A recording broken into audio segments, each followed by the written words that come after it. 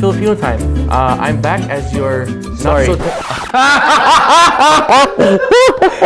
Remember what I said? 30 seconds in This is a record, ah. This is a record. No, I've never. Keep in mind that you pull the trigger in quick. Because I was like, wow, we're really getting started. I asked you if you're ready. I asked you if you're ready. Holy I'm sorry, guys. I'm sorry. Take two.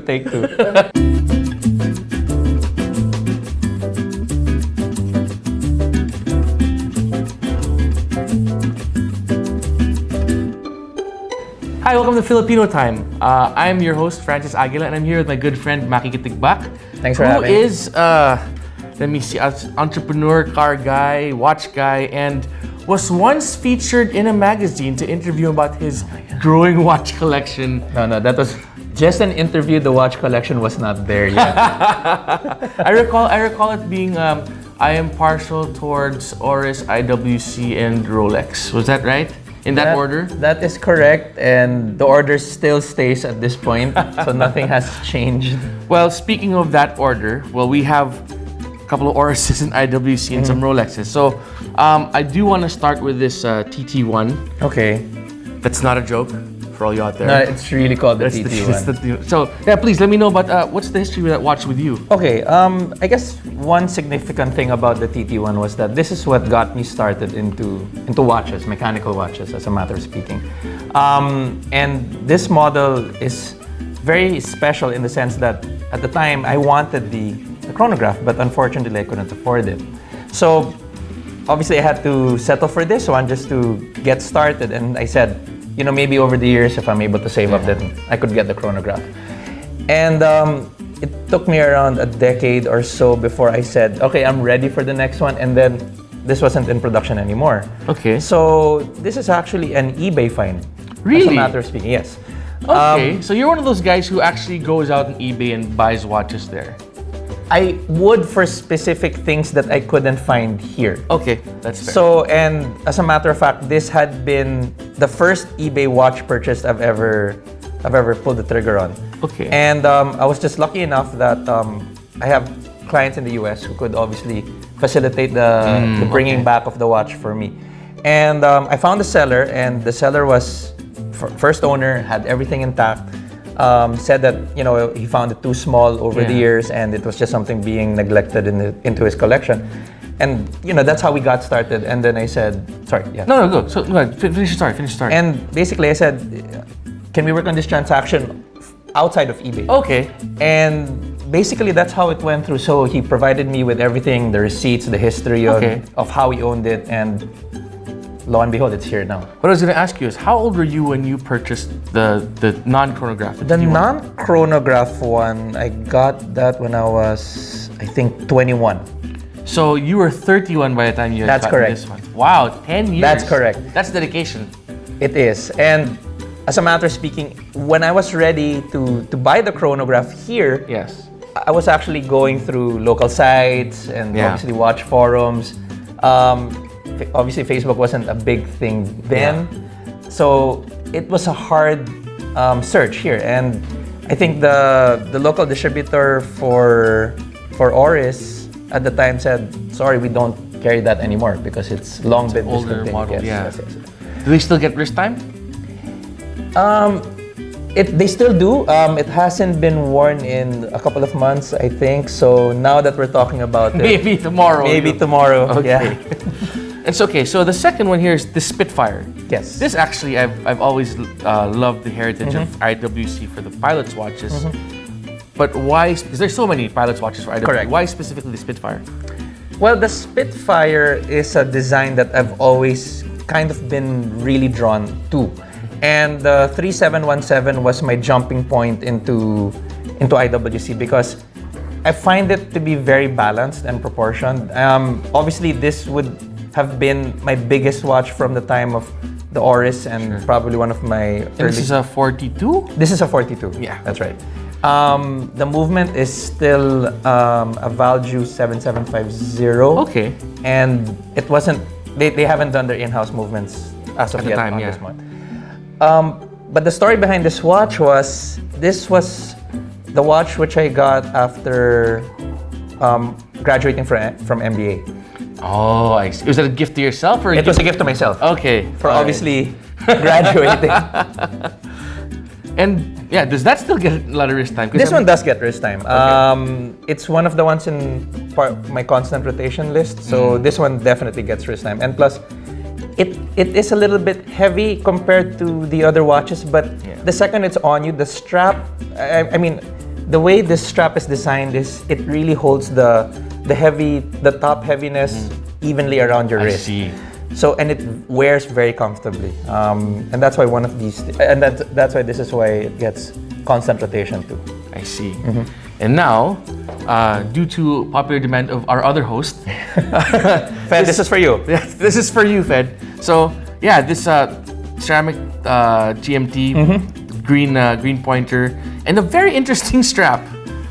Talk me through this one. Okay. As a matter of speaking, the GMT is the birth watch of my daughter. So I got okay, there this. you go. I got this in 2013, in the year that she was born, and basically, I've been hearing about birth watches, and I figured I'll start now. So did your wife say or question you, asking you why you got a men's watch for your daughter? No, the justification was I can change the strap so that she can use it. Ah, okay. Is that why you bought this strap? Partially, yes. Or is that just the excuse you gave your wife? That's both, actually. So I'm sure out there, I hope you're not watching this. She'll see it. She'll see it. She'll see it. She'll see it. So, well, the strap system is an Everest band. Okay. This is out of the US. And they're actually a strap manufacturer specifically for Rolexes. Okay. And the nice part about them is that they were able to get the same finish, the stainless steel finish, on the end link so that it looks like The brush finish on the case on the Rolex. they could do it as well. And it looks OEM. It does. It So does. for me, it doesn't.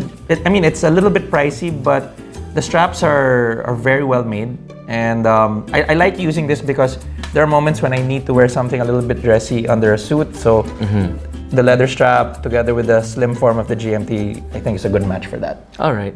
Speaking of birth year watches, you were telling me earlier that this is the second birth year watch you bought for My son. Yes. Now, so this was a purchase in 2015. the Sea Dweller. Yes, an SD4K. And this one was my first, how should I say, diver's watch. Okay. So from the time that I started buying watches, this actually is my entry into diver's watches. That's a nice entry. And at the time the foreign exchange rates were on our favor. So Yes. I said I might as well make the pull on this one because the opportunity did present itself. Have you ever taken this diving or underwater or to a beach at least? There's a story to that with my brother-in-law James. Okay, And, yeah, please tell it. Okay, very quickly. So we were in Hawaii. I brought the SD4K, and at the time he just picked up his ceramic Hulk. Okay. And we were in the beach. We were Couple of Rolex divers watches. Correct. And I said, James, let's hit the water. And I see the reluctance in him, and he goes,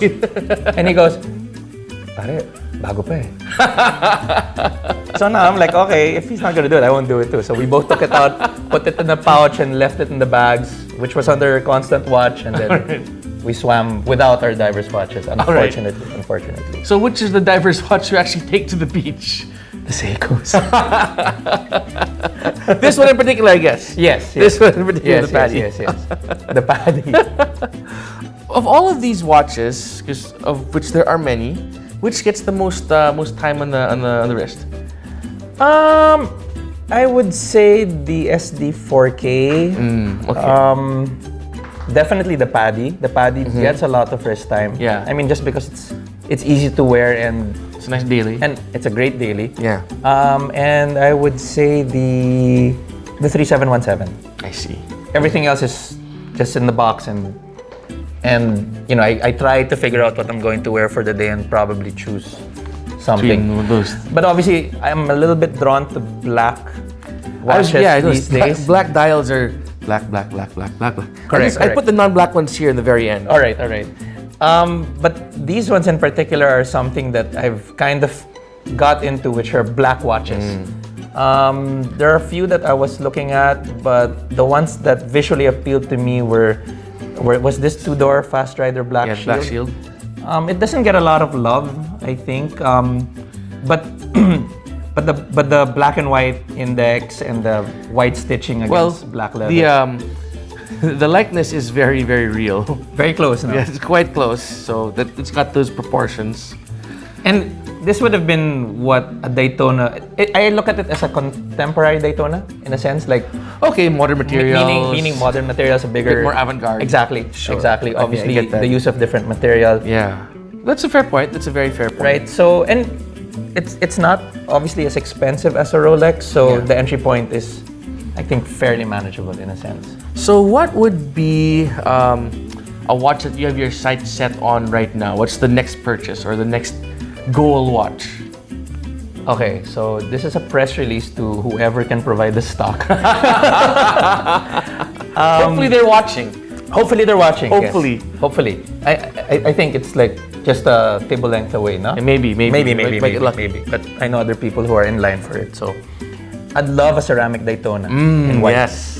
In white. Oh, yep. Yes, I In white. agree. I agree. White this time. I'm a little bit surprised. White this time. Because I have everything else in black. Well, obviously sans the rhodium dial Sure. on the Datejust. Yes. But that ceramic, that white ceramic face against the black ceramic I actually agree. bezel does it for me. I actually agree. Like Well, I hope you get it. I hope you get it. Good luck. If someone out there's watching, I hope this guy gets. I hope. But I think you're also in line for it too.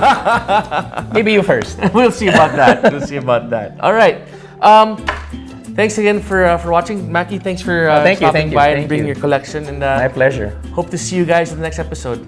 Take care. Because I was like, wow, we're really getting started.